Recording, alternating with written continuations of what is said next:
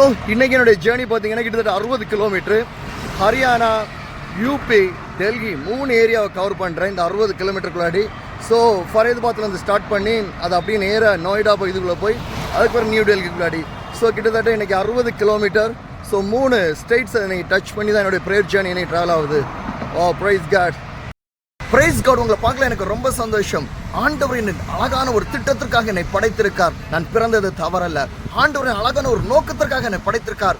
நான் பிறந்தது ஒரு சாய்ஸ் அல்ல. ஆண்டவர் என்னை உன்னத ஒரு நோக்கம், ஒரு திட்டம், ஒரு உன்னத ஒரு தரிசனத்துக்காக என்னை பிறக்க வைத்திருக்கார். தாயில் இந்த கருவில் இந்த என்னை தெரிந்து கொண்டு இம்மட்டுமா என்னை வழிநடத்தி கொண்டிருக்கார் தேசத்தின் ஆசீர்வாதத்துக்காக. என் அன்பான தேவஜனமே, இந்த வீடியோ பார்க்குற உங்கள் வாழ்க்கையில ஆண்டவர் ஒரு நோக்கத்திற்காக உங்களை ஆண்டவர் படைத்திருக்கார். ஏதோ நான் பிறந்தேன், ஏதோ நான் வாழ்ந்தேன், ஏதோ நான் மனிதன் என்ற நோக்கத்திற்காக அல்ல, ஒரு உன்னத நோக்கத்திற்காக தான் தேவன் உங்களை படைத்திருக்கார். தேவனுடைய ராஜ்யத்தின் திட்டங்களை நிறைவேற்றுவதற்காக தான் ஆண்டவர் இந்த அற்பமான வாழ்க்கை நமக்கு கொடுத்திருக்கிறார். ஆண்டவர் கொடுத்த ஒரு வாழ்க்கை அற்புதமாக நாம் வாழ வேண்டும். அற்பமான வாழ்க்கையும் அற்புதமாக மாற்றிக்கிற ஒரு தேவன் ஒரு இருக்கார். இதுவரைக்கும் என் வாழ்க்கையில் இதுவரைக்கும் ஒரு பிரச்சனை தீராத, ஒரு பிரச்சனை தீராத, ஒரு போராட்டம் தீராத, ஒரு குழப்பங்கள் தீராத, ஒரு வேதனையோடு நீங்க வாழ்க்கையில் இருந்து கொண்டிருக்கீங்களா? ஆண்டவர் இன்னைக்கு உங்களை பார்த்து சொல்றாரு, நான் ஒரு உன்னத திட்டத்திற்காக தான் நான் படைத்திருக்கேன். எந்த பிரச்சனையை சிக்கிக் கொண்டாலும் சரி, எந்த போராட்டங்கள் இருந்தாலும் கூட ஆண்டவர் இன்றைக்கு உன் வாழ்க்கையில் அந்த போராட்டங்களை மாற்ற முடியும். இயேசு இன்றைக்கும் ஜீவித்துக் கொண்டிருக்கார். என்னை படைத்தது உன்னத நோக்கத்திற்காக, தேவனுடைய ராஜ்யத்தை கட்டுவதற்காக, தேசத்தில் ஒரு எழுப்புதலை கொண்டு வருவதற்காக, தேசத்தில் ஜெபிப்பதற்காக, தேசத்துக்காக சுவிசேஷத்தை சொல்வதற்காக, அழிந்து கொண்டிருக்கிற ஜனங்களுக்கு, ஆத்துமாக்களுக்கு சுவிசேஷத்தை சொல்வதற்காக தேவன் என்னை படைத்திருக்கார். உன்னத நோக்கத்திற்காக தேவன் என்னை படைத்த நோக்கத்தை நான் சரியாக புரிந்து கொண்டு ஓடுவதனால இயேசு எனக்கு வாழ்க்கையில் ஜீவனையும் பலனை எனக்கு கொடுத்து கொண்டே இருக்கார். என் அன்பான தேவஜனமே, ஆண்டவர் உன்னுடைய வாழ்க்கையில் ஒரு திட்டத்தை கொடுத்திருக்கார், ஒரு நோக்கத்தை கொடுத்திருக்கார். அந்த நோக்கத்தை நீ சரியாக நீ புரிந்து கொண்டிருந்தால் உன்னாலும் ஒரு வெற்றியுள்ள கிறிஸ்தவ வாழ்க்கையை வாழ முடியும். சோர்வு உன்னை வருவதில்லை, பிரச்சனைகள் உன்னை தாக்குவதில்லை, நோய்கள் உன்னை தாக்குவதில்லை, வேதனை உன்னை தாக்குவதில்லை, குழப்பங்கள் உன்னை தாக்குவதில்லை, சாத்தான் உன்னை தாக்குவதில்லை, பாடுகள் உன்னை தாக்குவதில்லை, கவலைகள் உன்னை தாக்குவதில்லை, போராட்டங்கள் உன்னை தாக்குவதில்லை, வேதனைகள் உன்னை தாக்குவதில்லை, பொல்லாத பிசாசின் தந்திரமான சூழ்ச்சிகள் உன்னை தாக்குவதில்லை. இயேசுவின் இரத்தத்தால் இப்பொழுது நீங்கள் புடமட்டுப்பட்டுக் கொண்டிருக்கிறீர்கள். இயேசுவின் இரத்தத்தால் இப்பொழுது நீங்கள் பாதுகாக்கப்பட்டுக் கொண்டிருக்கிறீர்கள். உன்னத நோக்கத்திற்காக தேவன் உன்னை படைத்திருக்கார்.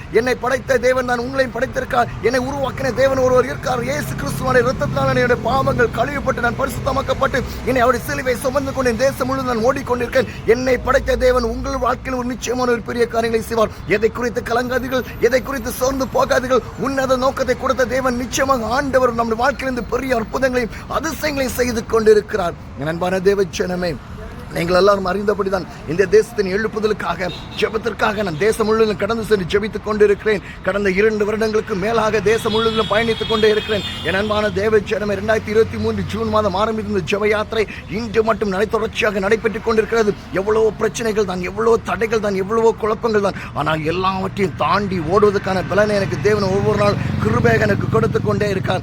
எனக்கு வாழ்க்கை கொடுத்த தேவன் உங்களுக்கு ஒரு வாழ்க்கையை கொடுக்க மாட்டாரா? எனக்கு ஆசீர்வாதத்தை கொடுத்த தேவன் உங்கள் வாழ்க்கையில் ஒரு ஆசீர்வாதத்தை கொடுக்க மாட்டாரா? என் வாழ்க்கையின் நோக்கத்தை அறிந்த தேவன் உங்கள் வாழ்க்கையின் நோக்கத்தை அறிய மாட்டாரா?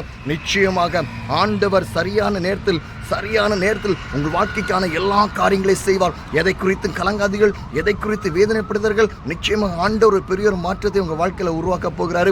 ஸோ இந்த நாளில் கூட கிட்டத்தட்ட நான் ஒரு 60 கிலோமீட்டர் நான் ட்ராவல் பண்ணோம். இது வரைக்கும் ஒரு 30 கிலோமீட்டர் ட்ராவல் பண்ணிட்டேன். இன்னொரு 30 கிலோமீட்டர் பெண்டிங் இருக்கிறது. ஸோ காலநிலையில் பார்த்தீங்கன்னா அவ்வளோ ஒரு சூடான ஒரு கிளைமேட் தான். அதிகமான டிராஃபிக்ஸ் ஒரு சைடில், கிளைமேட் வந்து பார்த்தீங்கன்னா அதிகமான சூடு. ஸோ இதெல்லாமே ஓவர்டேக் பண்ணி தான் இன்னைக்கு சேலஞ்ச், என்னோட ட்ராவல் இதோட 3 ஸ்டேட்ஸ் இன்றைக்கி நான் வந்து கவர் பண்ணுறேன். ஸோ எல்லாமே இந்த பார்டர் ஏரியா தான். ஸோ பார்டர் வழியாக தான் இன்றைக்கி நான் ட்ராவல் பண்ணணும், இந்த 60 கிலோமீட்டர்ஸு. ஸோ ரொம்ப ஒரு கடுமையான ஒரு ட்ராவல் தான். அந்த கடுமையான ட்ராவலில் கூட ஆண்டவர் எனக்கு வெற்றி எனக்கு கொடுத்து கொண்டிருக்கார். என் வாழ்க்கையில் வெற்றியை கொடுத்த ஆண்டவர் உங்கள் வாழ்க்கையில் வெற்றியை கொடுப்பார். என் அன்பான தேவஜனமே, என்னுடைய ஜெப யாத்திரைக்காக நீங்கள் ஜெபித்துக் கொள்ளுங்கள். தொடர்ச்சியாக பயணித்துக் கொண்டே இருக்கிறேன். ஒவ்வொரு நாளும் சுவிசேஷத்தை சொல்ல வேண்டும், ஒவ்வொரு நாளும் ஜெபிக்க வேண்டும், இயேசு அன்பை குறித்து சொல்ல வேண்டும், இயேசு அறியாத ஜனங்களுக்கு சுவிசேஷத்தை சொல்ல வேண்டும். எனக்கு உன்னத நோக்கத்தோடு ஒவ்வொரு நாளும் நான் பயணித்துக் கொண்டிருக்கிறேன். என்னோடு இணைந்து நீங்களும் ஜெபிங்கள், என்னோடு இணைந்து நீங்களும் பயணிங்கள். கர்த்தர் பெரிய காரியங்களை செய்வாராக. இயேசுவால் கூடாத காரியங்கள் ஒன்றுமே இல்லை. இயேசுவால் எல்லாம் கூடும். அற்புதங்களை செய்கிற ஆண்டவர் நிச்சயமாக இன்றைக்கு அந்த இயேசு நம்முடன் ஜீவித்துக் கொண்டிருக்கிறார். வெற்றியை மறித்து உயிர் தெழுந்த தேவனாக இருக்கிறார். மரணத்தை ஜெயித்த இயேசு நம்முடன் இருக்கும்போது எதை குறித்தும் கவலைப்படாதீர்கள், எதை குறித்து பயப்படாதீர்கள். இயேசு உங்கள் வாழ்க்கைக்கான எல்லா காரியங்களையும் செய்வார். என்னென்ன தேவஜனமே, இன்னும் அநேக நாட்கள் நான் பயணிக்க வேண்டி இருக்கிறது. இன்னும் அநேக இடங்களுக்கு நான் செல்ல வேண்டியிருக்கு. அநேக கிராமங்கள், பட்டணங்கள் கடக்க வேண்டியிருக்கிறது. காலநிலைமை சூழ்நிலைகள் சாதமாக இல்லாட்டாலும் எல்லாவற்றையும் சாதமாக நமக்கு கொடுக்கிற ஒரு இயேசு நம்முடன் வாழ்க்கையில் இருக்கிறார். நிச்சயமாக என்னுடைய பயணத்தில் வெற்றியை கொடுக்கிற தேவன் உங்களுடைய வாழ்க்கையிலும் ஒரு வெற்றியை கொடுப்பார். எதை குறித்தும் கலங்காதீர்கள், சோர்ந்து போடாதீர்கள்.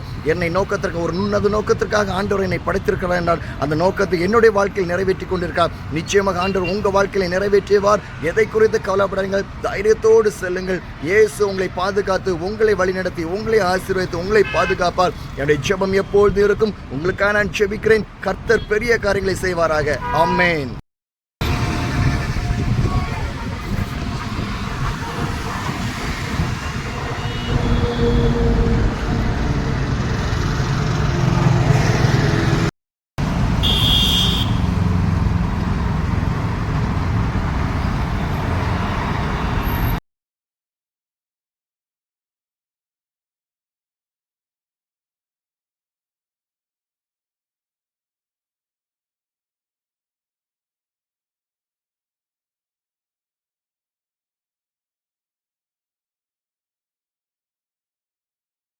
உங்களை பார்க்கல எனக்கு ரொம்ப சந்தோஷம். ஆண்டு சமூகத்தில் கேளுங்க. நம்பிக்கையின் தேவன், உண்மை நான் நம்பி இருக்கிறேன், உண்மை சார்ந்து இருக்கிறேன், என்னை கைவிடாதையும் விழுந்த வேளையும் என்னை தூக்கி எடுக்கிற தேவன், தாங்குகிற தேவன் அல்லவா. நம்பிக்கையோடு இருக்கிறேன். ஆண்டவர், உம்முடைய நம்பிக்கை என் குடும்பத்தை ரட்சிக்கணும், உம்முடைய நம்பிக்கை என் வாழ்க்கையை ரட்சிக்கணும். நான் செய்கிற தொழில், நான் செய்கிற வேலைகள், நான் செய்கிற காரியங்களிலும் ஆண்டவரை உம்முடைய நம்பிக்கையை நான் சார்ந்திருக்கிறேன். ஆண்டவர், உம்முடைய நம்பிக்கை என்னை வீணாக்காதபடிக்கும், நம்பிக்கை என்னை கீழே விழாதபடிக்கு என்னை தூக்கி நிறுத்தும் ஆண்டவர் சமூகத்தில் கேட்கிற நேரத்தில் நிச்சயமாக ஆண்டவர் இந்த வேளையிலும் அந்த நம்பிக்கையின் மூலமாக உங்கள் வாழ்க்கையில் ஒரு பெரிய மாற்றங்களை உருவாக்க முடியாது. இதுவரைக்கும் நீங்கள் தோல்வி உற்றிருக்கலாம், இதுவரைக்கும் நீங்கள் தோல்வியை சந்தித்துக் கொண்டிருக்கலாம், இதுவரைக்கும் நீங்கள் பாண்டுகளின் பிரச்சனைகளை சந்தித்துக் கொண்டு ஆண்டு சமூகத்தில் நம்பிக்கை இருங்க. ஆண்டு மேல் நம்பிக்கை இருக்கிற மனுஷன் பாக்கியவான் என்று பரிசுத்த வேதகம் தெளிவாக சொல்கிறது. ஆண்டு மேல் எவ்வளவு தூரம் நம்பிக்கை வைக்கிறோமோ அவ்வளவு தூரத்துக்கு ஆண்டு உங்கள் வாழ்க்கையில் பெரிய காரியங்களை செய்வதற்கு இன்னைக்கு ஆயத்தமில்லாக தேவருக்கு ஆண்டு சமூகத்தில் கேளுங்க, கேட்கிறான், பெற்றுக்கொள்கிறான் என்று வேதம் தெளிவாக சொல்கிறது அல்லவா. ஆண்டு சமூகத்தில் கேட்கிறவர்கள் தான் நம்முடைய வாழ்க்கையில் நம்ம வெற்றியை நாம் பெற்றுக்கொள்ள முடியும். சோர்ந்து விடாதீங்க, தோற்று விடாதீங்க, பலவீனம் மட்டும் போன மாதிரி இருக்கும், சோர்ந்து போன மாதிரி இருக்கும். ஆனால் இன்னும் சமூகத்தில் கேளுங்க, நம்பிக்கை இருக்கிற நம்பிக்கையின் தேவனே, நம்பிக்கையின் தேவனே, என் வாழ்க்கையில் ஒரு மாற்றத்தை கொண்டு வாருங்க. உண்மை நம்பி இருக்கேன், உண்மை சார்ந்து இருக்கிறேன் ஆண்டவரே.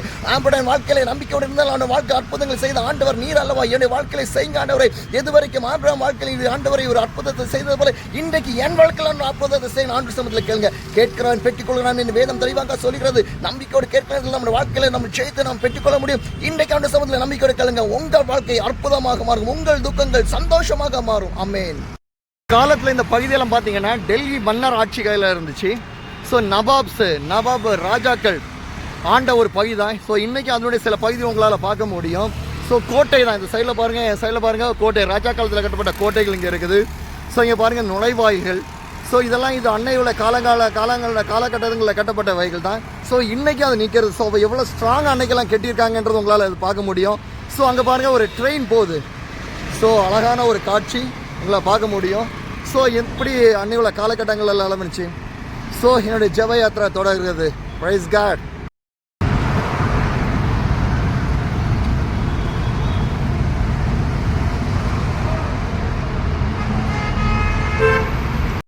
பார்க்கல எனக்கு ரொம்ப சந்தோஷம். ஸோ ஒரு பதிவை மட்டும் நான் பதிவு பண்ண விரும்புகிறேன்.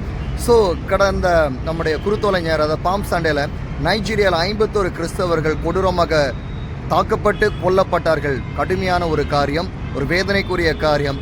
கிறிஸ்தவர்களின் தேசம் முழுவதும் பல இடங்களிலும் தாக்கப்பட்டு கொண்டிருக்கிறார்கள். பலவிதமான பிரச்சனைகள் ஆளாக்கப்பட்டு கொண்டே இருக்கிறார்கள். இது உபோத்திரத்தின் காலமாக இருப்பதனால உபோத்திரத்தை தேசம் இன்றைக்கு கிறிஸ்தவர்கள் சந்தித்து கொண்டிருக்கிறார்கள் தேசம் எங்கிலும். ஸோ இதுக்காக நாம் ஜெபிக்க வேண்டும். ஏனென்றால் பரிசுத்த சொல்ல விழித்திருந்து ஜெபிங்கள் என்று, இடைவிடாமல் ஜெபிங்கள் என்று வேதத்தில் அநேக இடங்கள் சொல்லப்படுகிறது. ஜெபம் ஒன்றிய மாற்றங்களை உருவாக்க முடியும். ஸோ இந்த காரியங்களுக்காக ஜெபிங்க. நைஜீரியாவில் தொடர்ச்சியாக அநேக கிறிஸ்தவர்கள் இது மாதிரி படுகொலை செய்யப்பட்டு கொண்டே வருகிறார்கள். இந்தியாவிலும் பல பகுதியில் கிறிஸ்தவர்கள் இதே மாதிரி பலவிதமான துன்பத்துக்கு ஆளாக்கப்பட்டு கொண்டே இருக்கிறார்கள். ஸோ இந்த காரியங்களுக்கு நாம் ஜெபிக்க வேண்டும். ஏனென்றால் ஒரு புறத்தில் சுவிசேஷம் சொல்லப்பட்டு வருகிறது, மறுபுறத்தில் கிறிஸ்தவர்கள் தாக்கப்பட்டு கொண்டு வருகிறார்கள், மறுபுறத்தில் கிறிஸ்தவர்கள் மறுதளித்து கொண்டு வருகிறார்கள், மறுதளத்தில் கிறிஸ்தவர்கள் பாவத்தில் விழுந்து கொண்டு இருக்கிறார்கள். இது அநேகம் நடைபெற்று கொண்டு தான் இருக்கிறது. ஸோ இந்த காரியங்கள் எல்லாம் உங்களுடைய ஜெப குறிப்பில் வைத்து நீங்கள் ஜெபிங்கள். கர்த்தர் ஒரு பெரிய தேசத்தில் ஒரு பெரிய மாற்றங்களை கொண்டு வர வேண்டும். என்னுடைய ஜெப யாத்திரை தொடர்கிறது. ஸோ இன்னைக்கு பார்த்தீங்கன்னா கிட்டத்தட்ட 60 கிலோமீட்ரு ஃபரையாதாபாத்லேருந்து ஸ்டார்ட் பண்ண என்னுடைய ஜேர்னி.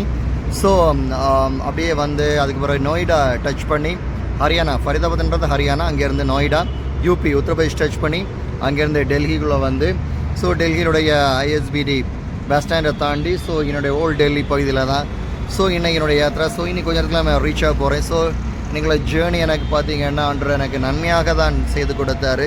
ஸோ இந்த டெல்லியை சுற்றியுள்ள பகுதிகளுக்கு தான் ஜெபிக்க போகிறேன். டெல்லியின் ஆசீர்வாதங்களுக்காகவும் டெல்லியில் இருக்க அரசு தலைவர்களுக்காகவும் அனைத்து காரியங்களுக்காக ஜெபிக்க போகிறேன். ஜெபித்து கொண்டு இருக்கிறேன், ஜெபிக்கவும் போகிறேன். கர்த்தர் பெரிய காரியங்களை செய்வாராக. ஸோ தொடர்ந்து என்னோட ஜெபிங்க. இந்த ஜெப யாத்திரையில் ஆண்டவங்களை ஆசீர்வதிப்பாராக. ஆமென்.